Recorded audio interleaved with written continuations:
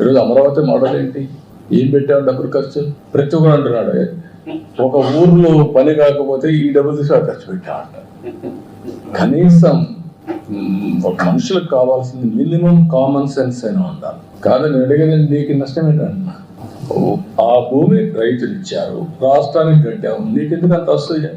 ఈరోజు ఆంధ్రప్రదేశ్ ప్రజలకు అవసరం లేదా? ఒక హైదరాబాద్ తెలంగాణకు వచ్చింది, డెవలప్ చేశాం. 75% of income is coming from Hyderabad. 75%, 67% service sector, 9.3% revenue from GSTP because of service sector. కాబట్టి 9.3% హైయెస్ట్ రెవెన్యూ వచ్చేది, GSTP కలెక్షన్ వచ్చేది, GST కలెక్షన్ వచ్చేది from Telangana because of Hyderabad service sector. ఎట్లొచ్చాయి? ఇవన్నీ మర్చిపోయి ఏదంటే అడ్డంగా మాట్లాడడం, తెలిసి తెలియనితనంతో లేకుంటే మూర్ఖత్వంతో మాట్లాడితే ఒక వ్యక్తులకు సమాధానం చెప్పడం కాదు, జాతికి సమాధానం చెప్పాల్సిన తెలుగు జాతి కోసం పనులు చేస్తున్నాం తప్ప వ్యక్తుల కోసం కాదు. ప్రపంచంలో ఎక్కడా జరగనటువంటి పాలసీ అది. నేనేం చెప్పాను, వాళ్ళకు ఒక నమ్మకం, ఒక ట్రస్ట్ ఫ్యాక్టర్.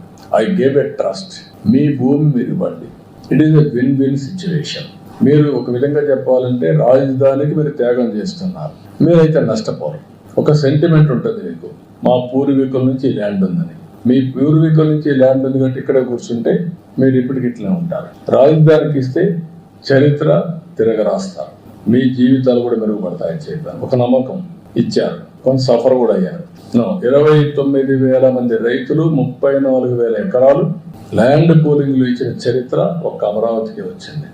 దాన్ని కూడా చిన్నాభిన్నం చేయడానికి అన్ని విధాల ప్రయత్నం చేశారు, ఏం చేయలేకపోయారు. ఆ power of Amaravati is so strong.